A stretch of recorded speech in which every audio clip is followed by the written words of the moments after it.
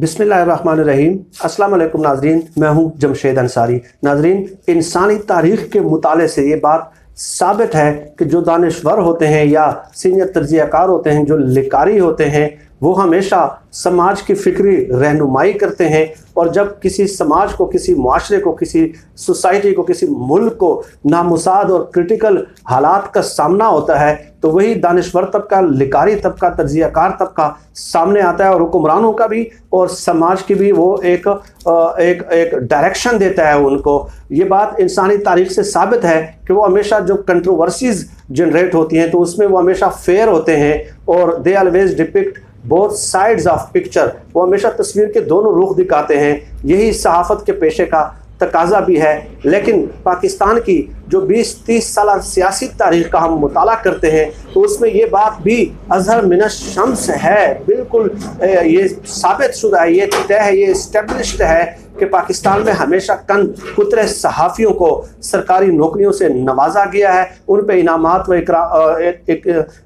व इकरामात की नवाजिश की गई है। किसी को सरकारी प्लाट दिए गए हैं, किसी को आला सरकारी ओहदे दिए गए हैं, किसी का मुंह पैसों से भर दिया गया है। चुनांचे पाकिस्तान में ये जो फेयरनेस इन कंट्रोवर्सी वाला कंसेप्ट है सहाफ़ियों के लिए, उसका इतलाक नहीं होता कि तस्वीर के दोनों रुख दिखाएं, बल्कि वन साइडेड प्रोपेगेंडा करें। ये बात पाकिस्तान की, और इस तरह ये मैं अपनी वीडियोज़ में पहले भी बता चुका हूँ नाजरीन कि पाकिस्तान में सियासत और सहाफ़त ये दोनों चोली दामन का साथ है, ये दोनों एक दूसरे के लिए लाजिम व मलजूम है। और ये बात भी समझने वाली है और ये बात भी साबित शुदा है कि कोई भी जो सहाफ़ी होता है वो किसी सियासी जमात में अगर शामिल हो या किसी सियासी हुकूमत में अगर कोई आला ओहदा हासिल करता है तो ये बात तो बिल्कुल तस्लीम ही नहीं की जा सकती कि वो सब कुछ एक दम से हो गया, बल्कि उसके पीछे उस सहाफ़ी की एक तवील स्ट्रगल होती है। वो सहाफ़त के लबादे में एक सियासी एजेंडा आके लेकर चलते हैं। 5, 10, 15 साल किसी ख़ास सियासी जमात का जो सियासी एजेंडा है वो सहाफ़त के लबादे में वो लेके चलते हैं। अपनी तहरीर, अपनी तकरीर, अपने कलम के ज़रिए, अपने सोशल मीडिया के ज़रिए, अपने प्रोग्राम्स के ज़रिए वो इसकी बाकायदा तशहीर करते हैं, प्रोमोट करते हैं और इसी का सिला उन्हें आला इकरामात व इनामात की सूरत में मिलता है। चुनांचे मैं अपने कुछ वीडियोज़ में बता चुका हूँ कि कोई MD PTV लगा, किसी को कितने प्लाट्स मिले, कितने प्लाट्स नहीं मिले, इस पर मैं तफसील से वीडियोस करूँगा। एक जर्नलिस्ट पे इंशाल्लाह मेरा इरादा है कि मैं करूँ कि कितने सहाफ़ियों को एम्बेसडर्स बनाया गया, कितने सहाफ़ियों को कितने प्लाट्स गुज़श्ता 20-30 सालों में दिए गए। लेकिन आज जब हर तरफ एक फेक ख़बरों का एक तूफ़ान बरपा है, बल्कि मैं ये कहूँगा कि एक तूफ़ान बदतमीज़ी बरपा है हर तरफ चंद सीनियर सहाफ़ियों की तरफ से, तो उनके मुंह को खून लग चुका है। उनके मुंह को आला जो ओहदे हैं, जो प्लाट हैं, जो पैसा है,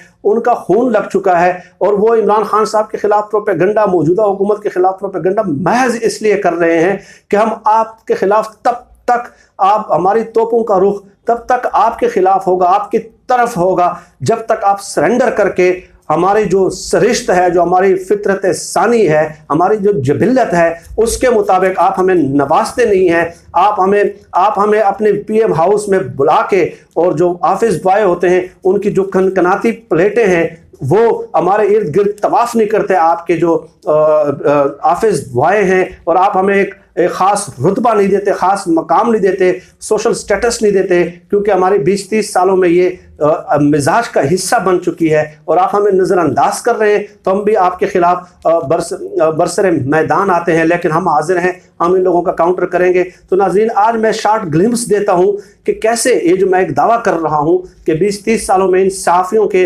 मिजाज में, इनके खून में ये बात शामिल हो गई है कि उन्हें आला ओहदे दिए जाएँ, सरकारी प्लाट्स दिए जाएँ, इनाम या उनके मुंह पैसों से भर दिए जाएं। तो चंद 8-10 मिसालें मैं आप लोगों के सामने रखता हूं और फिर इससे आपको पूरी गेम समझ आ जाएगी कि जो पूरी गेम इमरान खान साहब को सरेंडर करने के लिए कि आप उसी रास्ते पे आ जाएंगे तो आप हमारे लिए काबिल कबूल हैं, एंड वगरना आप अपना काम करें। इसके अलावा अब आप देखें, सबसे पहले जो नाम आता है 2013 में, आप लोगों ने भी नाम सुना होगा कि नजम सेठी साहब हैं। 2013 के इलेक्शन में वो निगरान वज़ीर आला पंजाब तैनात होते हैं। उसके बाद इमरान खान साहब उन पर इल्ज़ाम लगाते हैं कि नजम सेठी ने वो जो है ना धांधली की इंतखाबात में, तो लेकिन खैर उसको होते होते उसके बाद जब इलेक्शन हो जाते हैं तो नवाज शरीफ साहब ने अपने इख्तियारात का इस्तेमाल करते हुए नजम सेठी को पाकिस्तान क्रिकेट बोर्ड का चेयरमैन तैनात कर दिया था। 2013 में जो निगरान वज़ीर आला पंजाब तैनात हुए थे वो भी नवाज शरीफ साहब की ही तजवीज़ थी।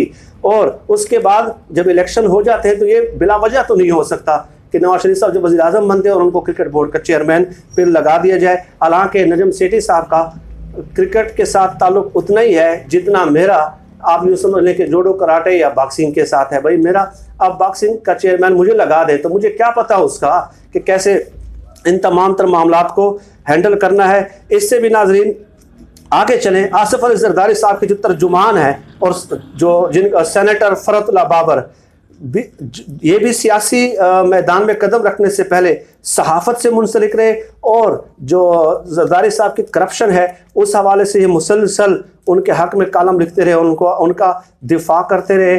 तो उसके बाद आप देख लें कि आसिफ जरदारी साहब के वो तर्जुमान मुकर्रर हो जाते हैं। इसके अलावा पाकिस्तान के जो साबिक सफ़ीर है हुसैन हक़ानी शुरू में मुस्लिम लीग नून के मीडिया सेल से मुंसलिक हुए और फिर नवाज शरीफ की हुकूमत में वो श्रीलंका में सफ़ीर बन गए।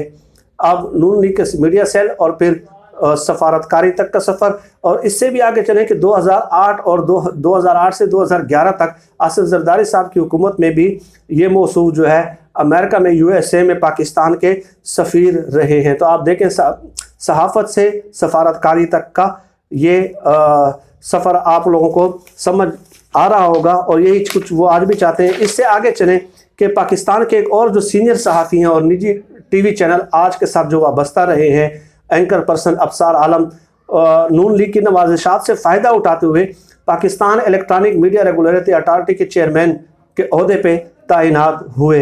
अब अफसार आलम की ये मैंने एक स्क्रिप्ट लिखा है और मैं उससे पढ़ रहा हूँ। अफसार आलम की वज़ीर आज़म के साथ कुर्बत उस वक्त मंजर आम पे आई जब मई 2013 के आम इंतखाबात में अक्सरियत हासिल करने के बाद नवाज शरीफ ने पहली तकरीर की तो अफसार आलम साहब उनके साथ पहलू में खड़े हुए नज़र आए। इससे भी आगे चलें नाज़रीन, नून लीग ने ही जंग ग्रुप से वाबस्ता एक और सीनियर सहाफ़ी इफ्तिखार अहमद जो कि सहाफ़ी बरादरी में फितने के नाम से जाने जाते हैं, ठीक है, को लाहौर हार्टिकल्चर सोसाइटी में डायरेक्टर का ओहदा दिया था।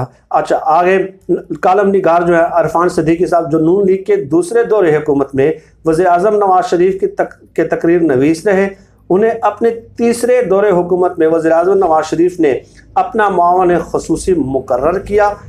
इस ओहदे की तनख्वाह और मराअत एक वफाकी वज़ीर के बराबर रही है। अब आप दोनों का बैलेंस करते जाएँ कि पीपल्स पार्टी और नून लीग पैरेलल चल रहे हैं और दूसरे के साथ मुकाबला कर रहे हैं। अच्छा, इससे आगे चले जो मशहूर मारूफ केस है अताउल हक कासमी और जो MDPTV लगाए चेयरमैन लगाए थे, PTV के जो हेड लगाए थे अताउल हक कासमी। इसी अताउल हक कासमी के हुक्म पर लंदन और अमेरिका से अताउल हक कासमी और उनके करीबी दोस्तों के लिए हर माह कम अज़ कम 1.5 लाख रुपए की मुख्तलिफ नौइयत की जिनसी अद्वियात मंगवाई जाती थी। ये नवाज शरीफ साहब ने इनको अपॉइंट किया था और इनके करतूत देख लें। और पाकिस्तान के जो अवाम के टैक्स पेयर्स का पैसा है, जो गरीब अवाम का पैसा है, उसको वो किन मकासद के लिए इस्तेमाल करते रहे हैं। अच्छा, इसके अलावा इस्लामाबाद, कराची, लाहौर सेंटर में अताउल हक कासमी मखसूस ख़वातीन मुलाजिमीन पे मेहरबानियाँ भी करते रहे। PTV के हर सेंटर पे अताउल हक कासमी को कासमी वियाग्रा के नाम से याद रखा जाता है। अताउल हक कासमी के 2.5 साल तकर्री के दौर में PTV को 2 अरब रुपए का खसारा बर्दाश्त करना पड़ा। मौसूफ 15 लाख रुपए माहाना तनख्वाह और लाखों रुपए की दीगर मराहत भी जेब में डालते रहे। प्रोसीड करते हैं और मज़ीद आगे चलते हैं। नवंबर 2016 में मारूफ कालम निगार और एंकर पर्सन नजम वली खान को पाकिस्तान रेलवे के महकमा ताल्लुकात निज़ामत आला का डायरेक्टर जनरल पब्लिक रिलेशंस तैनात कर दिया गया। ये 2016 की बात है, एक आम साफ़ी को। अब रेलवे उस वक्त यकीनन इतना फ़ायदेमंद इदारा तो बन ही चुका था कि उसका अलग से एक DGPR भी उसकी भी ज़रूरत पेश आती। तो ये चंद नवाजिशात थी जो नून लीग और पीपल्स पार्टी करती रही है कि कालम निगार से DG पब्लिक रिलेशंस रेलवे बन जाए, कोई मामले ख़ुसूसी बन जाए और फेडरल मिनिस्टर के बराबर उसकी तनख्वाह हो जाए। और जो बहुत सारे तो ऐसे भी हैं। इसके अलावा नाज़रीन मैं एक दो नाम भूल गया हूँ कि इसके अलावा आगे चले, ये जो वाजिद शमसुल हसन है, ये भी यूके में एम्बेसडर लगाया था इनको आसिफ अली जरदारी साहब ने 2008 में। ये भी पहले सहाफ़त के शोबे से वाबस्ता रहे हैं। मलिया जो डॉक्टर मलिया लोधी है वो भी सहाफ़त के शोबे से वाबस्ता थी, और वो भी इस तरह धीरे धीरे आहिस्ता आहिस्ता उन्होंने तरक्की करते हुए वो भी इस मकाम तक पहुँच गई। तफसील बहुत ज़्यादा है, बहुत लंबी फहरिस्त है। जैसे कि मैंने कहा कि आप लोगों के सामने मैं फ़र्दन हर जो हुकूमती जो अहद है जो दौर है उसमें कैसे कैसे सहाफ़ियों को नवाजा गया, कितने प्लाट्स दिए गए, कितने सरकारी मराआत दिए गए, इनामात व इकरामात किए गए, उन सब की तफसील मैं आप लोगों के सामने फ़र्दन रखूँगा। लेकिन फ़िलहाल मेरी रिक्वेस्ट इतनी है कि इमरान खान साहब, ये है ज़र्द सहाफ़त जो प्रमोट की गई है गुज़श्ता 20-30 सालों में, और आज इन सहाफ़ियों के खून को, जैसे कि मैंने शुरू में कहा कि मुँह को खून लग चुका है, तो इनको लगाम डालना ज़रूरी है। इनका काउंटर करने के लिए हम बिल्कुल वॉलंटरली, बग़ैर किसी तमा, बग़ैर किसी लालच के हम हाज़िर हैं पाकिस्तान और पाकिस्तानी लोगों की खिदमत करने के लिए। तो इनको लगाम डालना भी ज़रूरी है और उनके असासों की तहकीकात भी ज़रूरी है। कोई सरेंडर करने की, उनकी ब्लैकमेलिंग में बिल्कुल आने की ज़रूरत नहीं है। आगे बढ़ें और इनके असासों की तहकीकात करें कि कैसे ये सहाफ़ी 10 से 15 सालों में एक साइकिल से मर्सिडीज़ तक पहुंच गए हैं। हालांकि वो रिपोर्टर जो 20-25 सालों से दिन रात आंधी में, तूफान में, सर्दी में, गर्मी में चक्कर लगाते हैं मिनिस्ट्रीज के और एक्सक्लूसिव स्टोरीज ब्रेक करते हैं, वो आज भी मोटरसाइकिल पे हमें नज़र आते हैं। लेकिन ये साइकिल से मर्सिडीज़ तक पहुंच जाते हैं। इन्होंने कौन सी ऐसी नई इनोवेशंस की हैं, नई इजादात की हैं, नई तख्लीकात की हैं, और कोई ऐसी नई किताबें लिखी हैं दुनिया में, कौन से ऐसे नए नज़रियात और अफकार मुतारफ़ कराए हैं कि जिसकी वजह से दुनिया में जिसकी वजह से वो इतनी जल्द तरक्की कर गए हैं। नाज़रीन, इस मौजू पे मज़ीद आप लोगों से बात होती रहेगी। आप सब लोग अपना बहुत बहुत ख्याल रखिएगा और मुझे अपनी दुआओं में ख़ुसूसी तौर पे याद रखिएगा। अल्लाह हम सबका हामी और नासिर हो। पाकिस्तान जिंदाबाद। अल्लाह हाफिज़।